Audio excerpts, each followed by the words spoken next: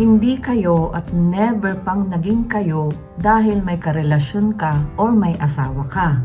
Pero mas excited kang makita yung iba kesa dun sa asawa mo. Wala pang nangyayari ha, wala pa sa kama ang topic natin na ito, pero may itinatago ka na. Ang tawag dito ay emotional cheating. Di nagsisimula sa kama, nagsisimula ito sa atensyon. Kung nararanasan mo ito ngayon at nasasabi mo sa sarili mo ang linyang wala lang to, sa totoo lang may kilig, di ba? So kung ganun ay samahan niyo ako sa video na ito at pag-uusapan natin yung tinatawag na emotional cheating na yan.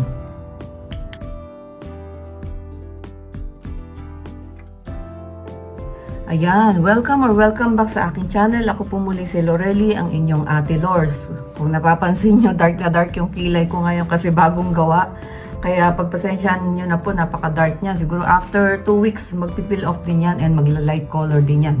Gusto ko lang i-shoutout si Tatay at si Maria from Hollywood Salon dyan sa Alriga. Si Maria yung sa aking nails, si Tatay sa aking buhok. Thank you so much. At si Nina sa aking kilay. Hollywood Salon dyan po sa may Alriga. Okay, so medyo ang topic natin ay medyo sensitibo to. Kaya dapat unawain nyo kasi dun sa thumbnail natin nakalagay dun, nagtataksil pero wala namang pagtatalik. Paano nangyari yun, Ate Lors? Paano naman ako nagtaksil niyan sa asawa ko eh? Hindi naman ako nakipagtalik, di ba? Kaya nga, ang pag-uusapan natin ngayon ay emotional cheating. Alam nyo ba na kahit hindi kayo nakikipagtalik, ay pwede nyong pagtaksilan ng inyong mga asawa. Pwede nyong pagtaksilan ng mga partner nyo or ang mga boyfriend ninyo nang dahil sa mga senyales na ito. At tandaan nyo, maraming nasisira ng relasyon nang hindi lang dahil sa physical na pagtataksil ha, kundi dahil sa emotional cheating. Ito kasi yung simula. Magsisimula yan sa emotional cheating bago yan mapunta sa kama. Okay? Tandaan nyo yan. Kaya dapat itong mga senyales na to, bago mapunta sa emotional cheating, maramdaman nyo na to kaagad para mapigilan nyo. Tatanong nyo, ano-ano ba yung mga emotional cheating na yan, Ate Lors? Ano ba yan? Diba?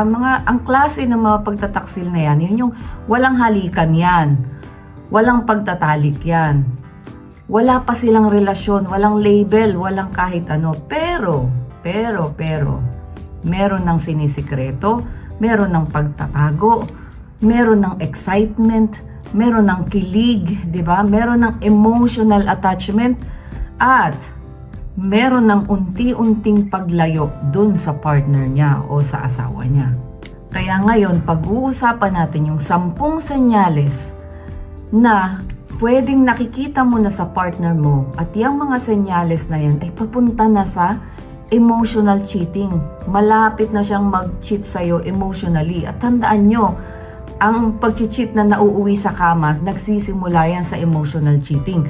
Kaya tingnan nyo itong maigi ha. Iisa-isahin natin 10 ito, pakiramdaman nyo na yung mga partner nyo, baka sakaling nangyayari na to. Hanggat maaga, hanggat hindi pa sila nagsisiping, hanggat konsepto pa lang ito, hanggat initial na pakiramdam pa lang, putulin nyo na, di ba? Yan. Ang ganda ng flowers ko, galing sa labas. Sinasamantala ko winter ngayon, nabubuhay ang mga halaman sa labas. Pag summer, alam nyo, Diyos ko po, para tong chicharong bulaklak sa sobrang sobrang sunog.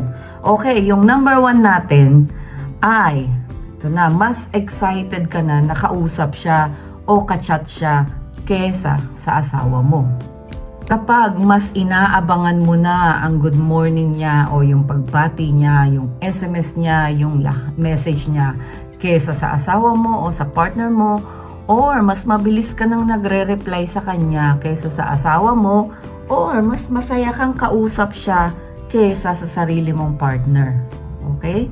Iyan isang senyales ng emotional cheating. Okay? Napapunta ka na doon. Papunta ka na, nadidevelop ka na dun sa tao na yon. At nagkakaroon ka na ng emotional attachment at palapit ka na sa emotional cheating. Okay? Ito yung 10 na pinag-uusapan natin. Number 2, yung nagsisimula ka ng magtago ng conversation. Ito yung kapag binubura mo yung kada chat nyo, Kapag nakamute ang notification mo, ayaw mong malaman ng partner mo na may tumutunog, na may notification ng iyong telepono. Kapag ayaw mong makita ng partner mo ang conversation ninyo, ang usapan ninyo or yung chat ninyo. Ibig sabihin, alam na alam mo sa loob mo na may mali, na mayroong hindi normal, na hindi lang basta kaibigan to, na may something, di ba? May something. So dito, yan, nagsisimula na yan. Papunta ka na sa emotional cheating. So kung nandyan ka na at gusto mong hindi mawasak ang iyong relasyon, meron ka na nitong mga sign na to, ay tigilan mo na ngayon pa lang. Kesa lumaki yan. Kesa mauwi kayo sa kama. Tapos, nung lumaki na, nasa kama na kayo, ayun na. Tsaka nyo gustong ayusin ang relasyon ninyo. So itong emotional cheating ay simple yung mga senyales na makikita natin. Pero tandaan nyo, lahat ng malaking problema ay nagsisimula sa mali. Yung sign number 3 natin, siya ang unang-una mong pinagkikwentuhan kapag may problema ka. Hindi lang may problema, kapag meron kang siguro kakaibang storya na gusto mong i-share, nauuna mo pa siyang kwentuhan kesa sa asawa mo, di ba? Pag may problema ka, may mabigat sa loob mo, minsan nga, problema mo pa sa asawa mo. Sa kanya mo hihinaing. Sa kanya mo isasabihin. Sa kanya mo sasabihin yung problema niyong mag-asawa. Diba? Tapos, isa pa, siya kasi ang nagpapatawa sa'yo kapag malungkot ka. Diba? Diba? Siya yung unang-unang nandyan kapag may problema ka. Diba?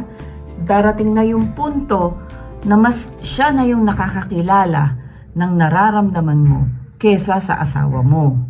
Okay? Ito yung unti-unti na siyang pumapalit sa emotional role ng partner mo. Na dapat role yan ng partner mo, pero sinong gumagawa? Ito ng bagong lalaki o babae sa buhay mo.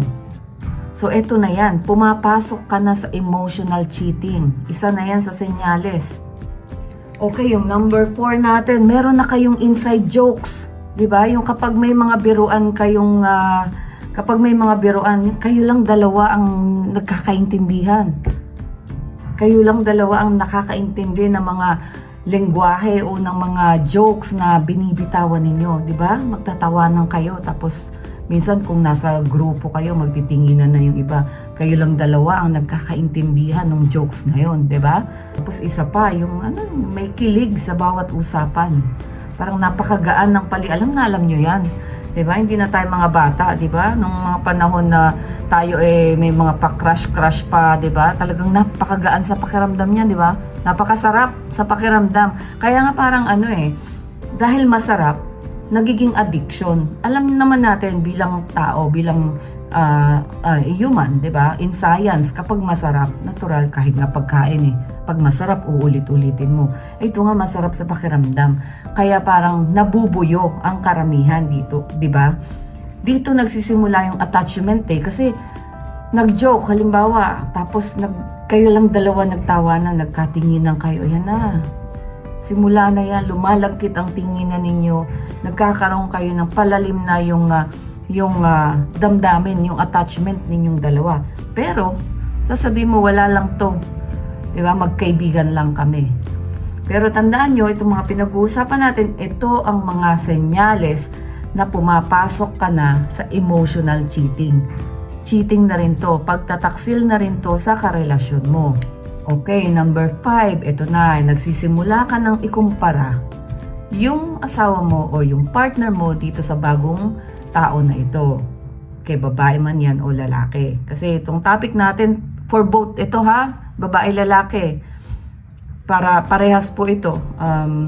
So, halimbawa, sasabihin nyo, ay, mas sweet siya kaysa sa asawa ko. Ay, mas mabango siya kaysa sa asawa ko. Mas naiintindihan niya ako kaysa sa asawa ko. Asawa ko walang pakialam sa akin Naglalatag ka ng damdamin mo, ng saloobin mo. Hindi ka pinapansin. Diba? Tapos, isa pa, mas kalmado siyang kausap. Asawa ko laging galit. So, meron na. May pagkukumpara ka na, di ba? Kapag ganito na yung mindset mo, medyo delikado na to. Ayan, nasa number 5 na tayo. Medyo delikado. Kung meron ka na nung 1 to 4, Meron ka pa nitong 1 to 5, may emotional cheating na talagang nagaganap sa inyo ng partner mo. Either ikaw yon or yung partner mo, di ba? Medyo lumalalim na tayo, number 5 na tayo. Number 6, ito ang obvious na obvious. Kitang-kita to. Mahirap itago to. Kapag gumaganda ka na o gumagwapo ka na para sa kanya, para dito sa taong to, hindi na para sa asawa mo. Halimbawa na sabihin natin katrabaho mo to. Excited na excited kang pumasok at excited na excited kang magpaganda or magpapogi dahil makikita mo siya, 'di ba? Gustong-gusto mo na ma-impress siya sa suot mo o sa itsura mo nung araw na 'yan, 'di ba? Tapos lalo na kung alam mo talagang magkakausap kayo. Kung halimbawa na nga sa opisina, alam mo na pag lunch sabay kami niyan. Kaya kailangan maganda ang aking kasuotan, mabango, alam mo yun, magpapaganda ka. Dahil alam mo na may chance at malaki ang tsansa na magkakausap kayo, na magkakaharap kayo. Yan. May ano ka na dyan. May emotional investment na. Nag-i-invest ka na. Kasi nag-e-effort ka na eh. Ito na, lumalalim na tayo. Kung meron ka na nung 1 to 6 ay either ikaw or yung partner mo ang may emotional cheating na nagaganap. Okay? So, number 7 natin. Yung naiinis ka na sa partner mo. Pero, patient ka sa kanya. Dun sa bago, sobrang pasensyosa mo or pasensyoso mo. Pero pagdating sa asawa mo or sa partner mo, konting kibot lang, konting mali lang, nagagalit ka, naiirita ka, nasisigawan mo, umiinit ang ulo mo, di ba? Pero sa kanya, kahit na anong gawin niya or mas malala pa yung gawin nung nagugustuhan mo or nung nagkakaroon ka ng emotional attachment at papasok ka na sa emotional cheating dahil sa kanya, okay ka lang. Hindi umiinit ang ulo mo sa kanya, di ba? Ibig lang sabihin, lumilipat na ang emotional loyalty mo dito sa tao na to. From sa asawa mo or sa partner mo na mahal mo, ay unti-unti na siyang lumilipat dito sa kabila. So, emotional cheating ang tawag dyan. Walang pagtatalik, pero may pagtataksil na nagaganap. Eto na, yung number 8. Nag-i-imagine ka na, paano kaya kung siya na lang? Paano kaya kung kami? Wala na yung asawa ko, wala na yung partner ko, di ba? Mas masaya siguro kung siya ang kasama ko. Sayang, hindi kami nagkatagpo nung una, na kami muna. Ayun, kaya nga 'di ba merong kanta si Ogie Alcacid ba 'yon? Correct me if I'm wrong. Yung bakit ngayon ka lang dumating na traffic. 'Di ba? Nagwo-wonder ka na ng mga ganito, na imagine mo na bakit kasi ngayon lang 'to dumating, 'di ba? Bakit kung kami sana ganito na, ganito, ganyan. Eto na, dito na nagsisimula ang emotional betrayal. 'Di ba? Yung iyong pagtataksil gamit ang iyong emosyon. 'Di ba? Ito yung pagtataksil emotionally. Okay, yung number 9, hindi mo na siya maituring na kaibigan lang. Andiyan na pumapasok na yung kapag meron ng selos. Hindi naman kayo, 'di ba? Hindi naman kayo. Pero nagseselos ka. Pag may nakikita ka na kausap niya or 'di ba, may ka-chat siya, may nararamdaman kang kirot. Hindi mo masabi, pero nagseselos ka. Pero bakit? Bakit, 'di ba? Kasi unti-unti ka na nga nagkakaroon ng emotional attachment sa kanya. Parang MU na kayo, may yung emotion nyo parang attached na sa isa't isa. Kahit hindi nyo ipaliwanag. Siguro naranasan natin lang sa edad ko, naranasan ko na yan. Yung parang connected na kayong dalawa kahit wala kayong kasunduan. Parang meron na kayong naiintindihan. Tapos isa pa, may tampuhan na nagaganap. O diba? Hindi kayo, walang label, pero meron kayong nararamdaman na mga ganito. May kilig, may tampuhan, may selos, diba? Tapos, hindi na yan friendship. Iba na yan, diba? May kakaiba, pero hindi nyo maipaliwanag. Parang, iniisip nyo na, hindi, friends lang kami, pero hindi friends eh. Diba parang ganon? Hindi mo maipaliwanag. Ito yung number 10. Ito na pinakadelikado na to. Alam mo na mali. Alam mo na nagigilty ka na may nangyayaring ganun. Hindi ka nga lang todo-todo nagigilty dahil alam mo hindi ka naman nakikipagtalik. Hindi ka naman nakikipaghalikan. Diba? Alam mo na walang talik na nagaganap. Pero, nagigilty ka konti. Hindi siya todo-todo dahil alam mo, sasabihin mo pa rin, pwede mo pang ikatwiran sa sarili mo, wala akong ginagawang masama. Diba? Pwede mo pang ikatwiran yan. Kaya lang, ang pinag-uusapan natin dito ay emotional betrayal. Diba? Pagtataksil, gamit ang emosyon. Hindi gamit ang katawan. Okay? Delikado to kasi, alam mo na nagigilty ka, pero sige, tuloy ka pa rin.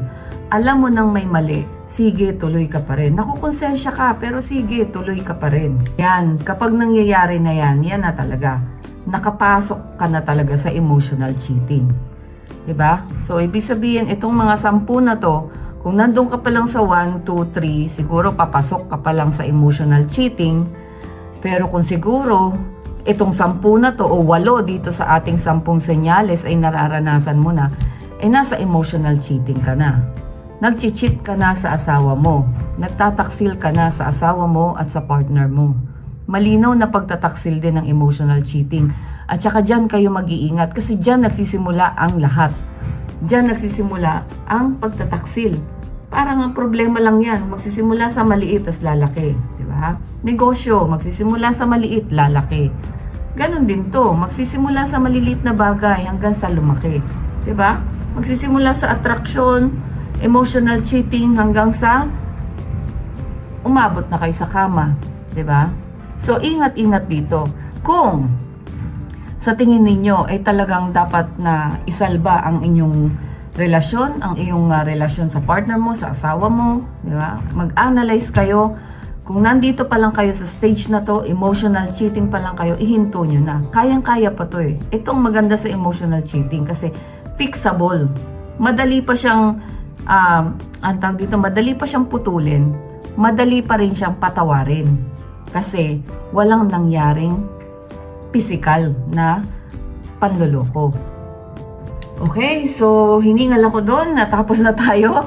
Ang message ko lang sa inyo, babae, lalaki, ang emotional cheating ay hindi biglaan yan. Hindi biglaan yan. Kung nakaranas na kayo niyan, paki-comment nyo down below, nakaranas na ba kayong mag-cheat sa mga partner ninyo ng emotion lang? Emotional cheating, hindi ang biglaan. Ito ay serye ng maliliit na emotional attachment na kapag napabayaan ay magtutuloy-tuloy sa tuluyang pagtataksil ng asawa mo. Kaya kung nakitaan mo ang sarili mo ng 10 senyales na to at gusto mong maisalba ang relasyon mo, then tumigil ka na. Kung nakitaan mo naman ang partner mo at gusto mong isalba ang inyong relasyon, kausapin mo yung partner mo para matigil. Umiiyak. So, ayun. So, kung napapansin nyo na, huwag nyo ipagwalang bahala. Gumawa na kaagad kayo ng aksyon kung nandito pa lang sa stage na ito. Kung nasa emotional cheating pa lang. Para mawakasan nyo kaagad, maiwasan nyo kaagad in the future yung physical cheating. Kanina ko ba pinapaliwanag nyo? Diyan talaga nagsisimula sa emotional cheating. Kung nakita nyo na kaagad yan, putulin nyo na kaagad para hindi mauwi sa pagkawasak ng inyong relasyon. So maraming salamat po muli sa pakikinig ninyo. Meron pong part 2 ang video na ito. Ang part 2 natin ay paano maiiwasan itong emotional cheating na to. Yan ang pag-uusapan natin sa part 2. Thank you again and see you sa part 2.